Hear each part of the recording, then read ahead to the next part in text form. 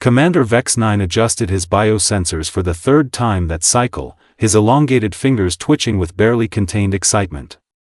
The human female designated as test subject Alpha 7 lay motionless on the examination platform, her primitive circulatory system struggling to process their latest creation. "Status report, Dr. Krell," Vex-9 commanded, his voice carrying the authority of someone who had conquered 17 star systems before breakfast. Dr. Krell's 4 eyes blinked in sequence, a sure sign of nervousness among the Zenathi species. "The serum integration is proceeding beyond our calculations, Commander. Her cellular structure is adapting at rates we deemed impossible." "Impossible?" Vex-9's mandibles clicked with amusement. "We are the Zenathi Empire. We have turned impossible into a recreational hobby." The human subject, a young woman named Maya Torres according to their abduction files, remained unconscious on the bio table. Her breathing pattern had shifted 3 times in the past hour, each change monitored by their most advanced medical equipment. What should have been a simple enhancement procedure was becoming something far more intriguing. "Commander," Krell's voice dropped to barely above a whisper, "her brain activity is off the charts. The neural pathways are restructuring themselves in ways our scientists never predicted." "Of course they are," Vex-9 replied with typical Zenathi arrogance. "Our serum is designed to push biological limits. These humans simply have weaker systems than expected." But even as he spoke, something nagged at the back of his superior intellect. The monitoring equipment was displaying readings that made absolutely no sense. Maya's muscle density had increased by 40% in just 2 hours. Her bone structure showed signs of crystallization that shouldn't occur for another week. Most disturbing of all, her brain waves suggested a level of consciousness that their sedatives should have made completely impossible. "Sir," Krell stammered, pointing at a display panel, "her immune system just neutralized our control implant." "What do you mean, neutralized?" "I mean it dissolved, Commander. Her white blood cells consumed our most advanced nanotechnology like it was, well, like it was lunch." Vex-9's confidence wavered for exactly 2.3 seconds before reasserting itself. "Adjust the restraints. Increase the security protocols. These humans may be more resilient than our preliminary study suggested, but they are still primitives from a backwater planet." The irony of those words would haunt him for cycles to come. Maya's eyes snapped open, not the slow, groggy awakening of someone emerging from sedation. Not the confused blinking of a test subject regaining consciousness. Her eyes opened with the sharp, predatory focus of an apex predator who had just realized she was no longer prey. "Good morning, gentlemen," she said, her voice carrying an edge that made the temperature in the laboratory seem to drop several degrees. "I trust you've been enjoying yourselves." Dr. Krell took an involuntary step backward. "The restraints should be, how is she speaking? The neural inhibitors should prevent, should, Maya interrupted, sitting up on the examination table as if the molecular bonds holding her down were mere suggestions. "You know what I love about assumptions? They make such beautiful little explosions when reality comes knocking. The restraints, crafted from materials that could hold a rampaging Thorian battle beast, snapped like dried vegetation." Commander Vex-9's military training kicked in immediately. "Security alert. All personnel to defensive positions. Activate containment protocols." Maya stretched languidly, like someone waking up from a particularly refreshing nap. "Oh, please don't stop on my account. I'm absolutely fascinated by your technology. Very impressive. Very breakable."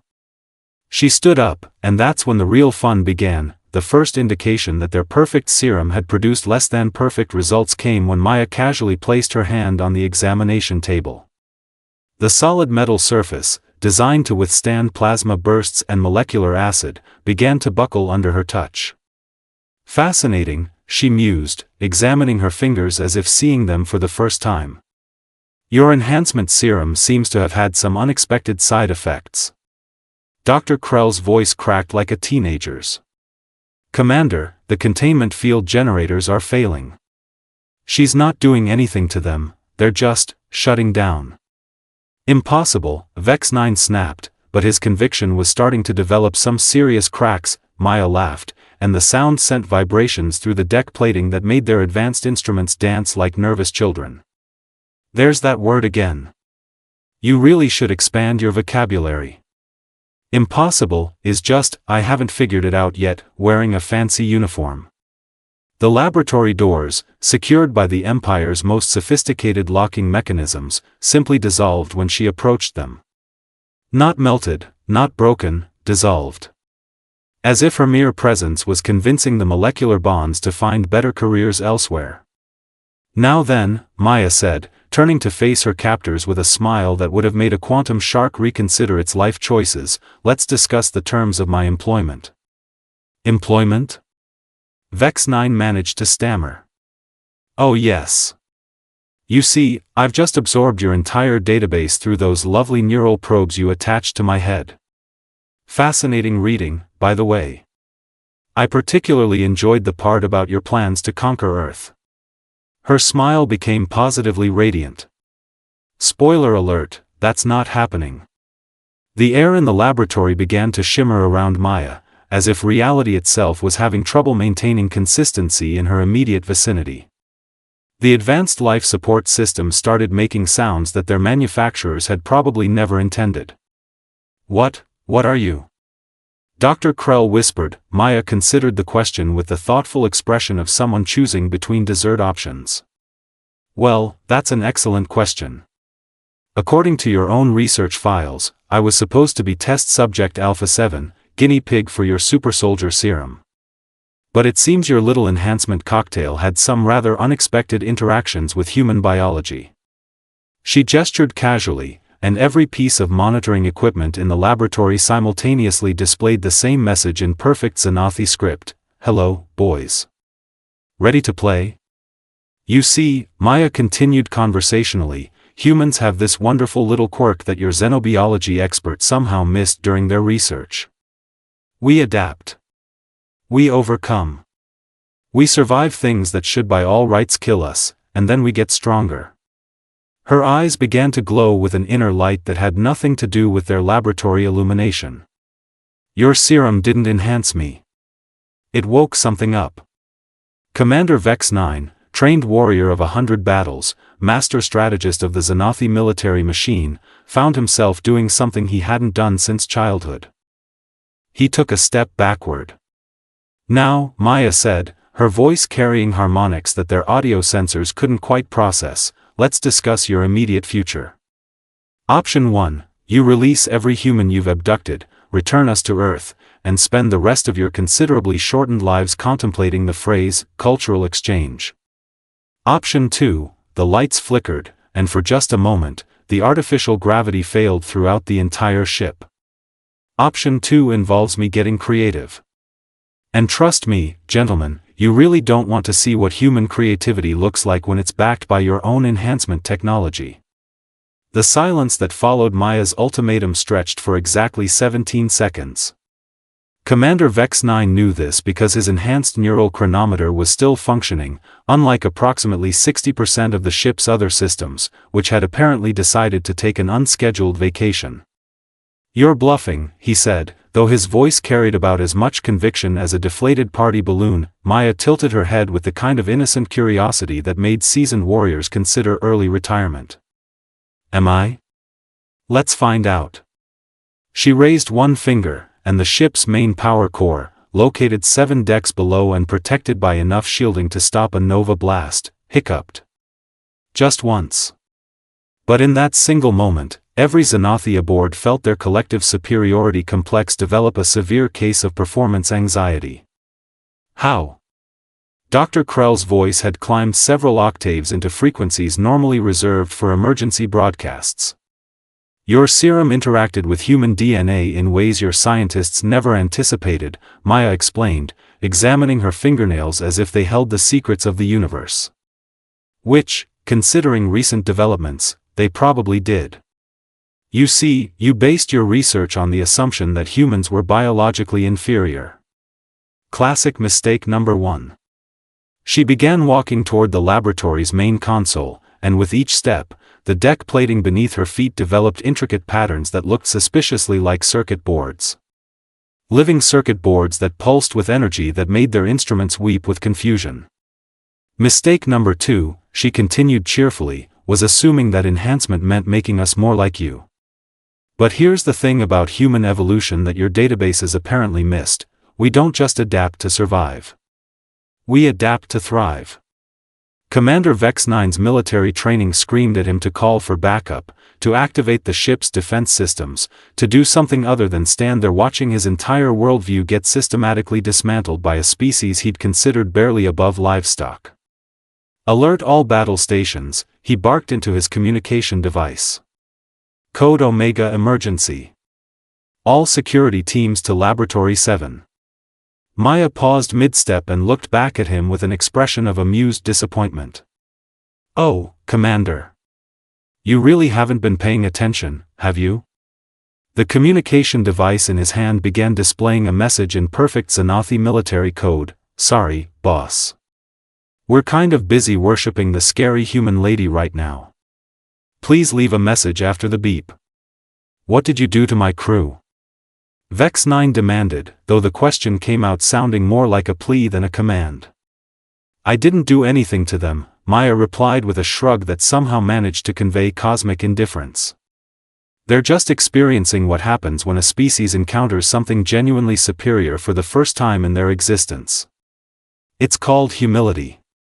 You should try it sometime." The laboratory doors slid open, and instead of armed security forces, a procession of Zenathi crew members entered. But these weren't the disciplined soldiers Vex-9 had commanded for decades. These were beings moving with the reverent slowness of pilgrims approaching a shrine. "Blessed One," the first soldier whispered, dropping to his knees before Maya. "We felt your presence throughout the ship. Your power calls to something ancient in our genetic memory." "Ancient?" Maya raised an eyebrow. "Now that's interesting." Dr. Krell, meanwhile, was frantically scanning his research data with the desperate energy of someone trying to solve a puzzle while the universe laughed at him. "Commander, I'm detecting quantum resonance patterns in her cellular structure that match theoretical models of the precursor species." "The precursors are a myth," Vex-9 snapped, but his conviction was developing more holes than a meteor-damaged hull. "Are they?" Maya asked, her voice taking on harmonics that seemed to bypass the ears entirely and speak directly to the soul. "Your own legends speak of beings who walked among the stars when your species was still learning to make fire. Beings who could manipulate reality with thought alone. Who disappeared without explanation, leaving behind only whispers and warnings." She gestured toward the kneeling soldiers, and they rose as one, their movements perfectly synchronized despite receiving no visible commands. What if they didn't disappear? What if they simply went somewhere quiet to grow up? The ship shuddered, not from any external force, but as if the very space around them was reshaping itself to accommodate Maya's presence. Through the laboratory's viewing ports, stars that had been distant points of light were now close enough to read the radiation signatures of their solar flares. "You moved us," Vex-9 breathed. "You moved an entire dreadnought through space without engaging the engines." "Space is just a suggestion," Maya replied casually. "Like your containment fields. Like your weapons. Like your entire empire, really." She walked to the central command console and placed both hands on its surface. Immediately, every screen in the laboratory began displaying star charts, but not any charts in the Zenathi database. These showed the galaxy as it had been millions of years ago, when young species were just beginning to reach for the stars. "Your ancestors knew mine," Maya said softly. "Before your empire, before your conquests, before you decided that might made right. We tried to guide you, to help you grow into something worthy of the cosmos. But you chose a different path." The star charts shifted, showing the rise and fall of civilizations across galactic history. Species that had shown promise, only to collapse under the weight of their own arrogance. Species that had learned wisdom too late. Species that had become extinct warnings to those who came after. The serum you gave me didn't create these abilities, Maya continued. It simply woke up what was already there. What has always been there, sleeping in human DNA, waiting for the right trigger. She turned to face them, and her eyes now held depths that contained entire universes. Congratulations, gentlemen. You've just reintroduced the galaxy to its original caretakers. Commander Vex 9 felt something crack inside his chest, and realized it was the sound of his entire understanding of reality restructuring itself around this new paradigm. What do you want from us? Maya's smile returned, but now it carried the warmth of a sun and the inevitability of a tide. What I've always wanted. For you to grow up. She waved her hand, and suddenly they were back in Earth's solar system, the blue marble of humanity's homeworld spinning peacefully below them. But they weren't alone. Ships were materializing around them, vessels of designs that predated known civilization, crewed by beings that looked remarkably human but moved with the fluid grace of those who had mastered the fundamental forces of existence. You see, Maya explained as her transformed kinfolk began boarding Zenathi vessels throughout the fleet, you made one final mistake. You assumed that the humans you abducted were random test subjects. But randomness is another one of those suggestions that reality doesn't always follow. Dr. Krell's instruments were going insane trying to process what they were seeing. The genetic markers, you're all connected. You're all part of some kind of network. Family reunion, Maya corrected cheerfully. It's been a few thousand years since we've all been in the same solar system. Thanks for providing the transportation. The transformed humans were moving through the Zenathi fleet with purpose, not as conquerors but as teachers.